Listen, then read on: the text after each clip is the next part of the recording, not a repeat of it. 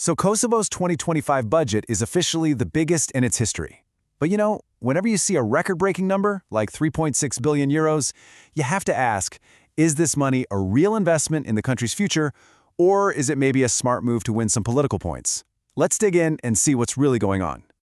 Yep, you're seeing that right. 3.6 billion euros. That's a massive 8.9% increase from last year. Now, a budget this big could bring some huge changes. But the real question is, are they going to be the right kind of changes? And that really is the heart of it, isn't it? Where is all this cash actually flowing? And what is it supposed to accomplish? To figure that out, we have to start by looking at what the government is promising.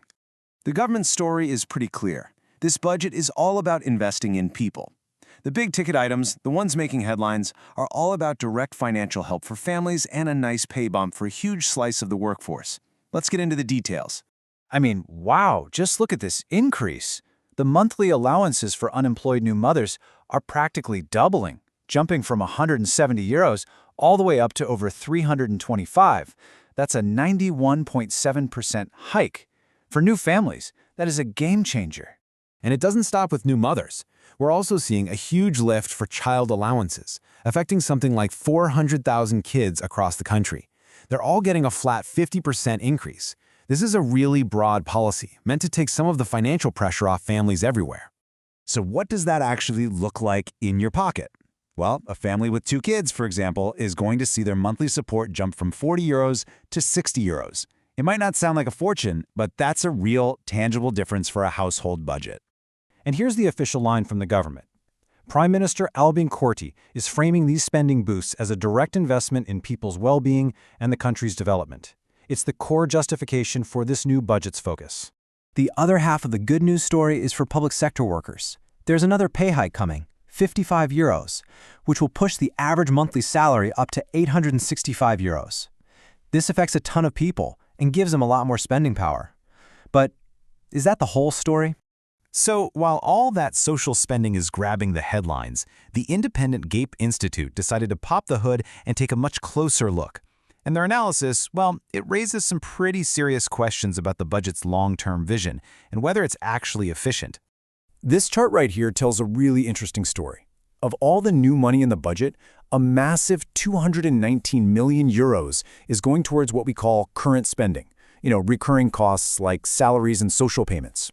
Compare that to just 71 million for capital investments, things like new roads, schools, and energy projects. And if we dig just a little bit deeper, it gets even more telling. That small slice for capital investment? The GAP Institute found that a staggering 90% of it is just for old, unfinished projects. Only a tiny 10% is actually for anything new. Let that sink in for a second. There are 264 projects, some that were started as far back as 2008, that are still not done. And these old projects are sucking up 258 million euros of next year's budget. It just raises huge questions about efficiency, right? Is the country really getting a return on its money? Okay, now to get the next point, we need a super quick explainer on how public sector pay works in Kosovo. It's all based on something called a coefficient system. Basically, every job has a certain number of units attached to it, and you multiply that by a set cash value to get the salary. Simple, right? Well, the way the government is doing the pay raise has a potential problem. So here's the catch. The government is raising salaries by increasing the number of units for each job, instead of increasing the monetary value of each unit. And the GAP Institute is flagging this, warning that this method could actually violate the law on wages. That puts one of the budget's biggest promises on pretty shaky legal ground. So, when you put the government's promises side by side with the analysts' reality check, you start to see a really clear picture of trade-offs. This budget creates a very obvious set of winners and losers across different parts of the government and the economy. Take a look. The Ministry of Defense is getting a huge 55 million euro boost, and Justice is seeing a nice increase too. But then you look at the other side. The Ministry of Economy is facing a cut of almost 12 million euros, which is a big deal when you think about the need for energy infrastructure. Culture and agriculture are also getting trimmed, or are basically stagnant. But hey, the analysis isn't all bad news. The GAP Institute did find one really positive change. It seems like the government is distributing investment money to municipalities more fairly now, no matter which political party is in charge locally. That's a great sign that things are moving away from political favoritism, at least in that area. So where does all of this leave us? We've got a budget that offers some very popular, very immediate benefits. But it also raises some really tough questions about long-term investment, efficiency, and maybe even legality. Is this a solid, sustainable plan, or is it more of a political gamble? Ultimately, it really boils down to these key tensions. You've got popular, short-term benefits going up against the need for long-term investment.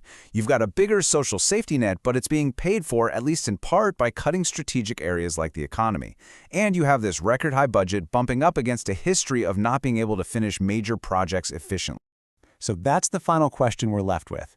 Is Kosovo building a stronger, more supportive society for today, but maybe at the expense of a more prosperous and strategic economy for tomorrow?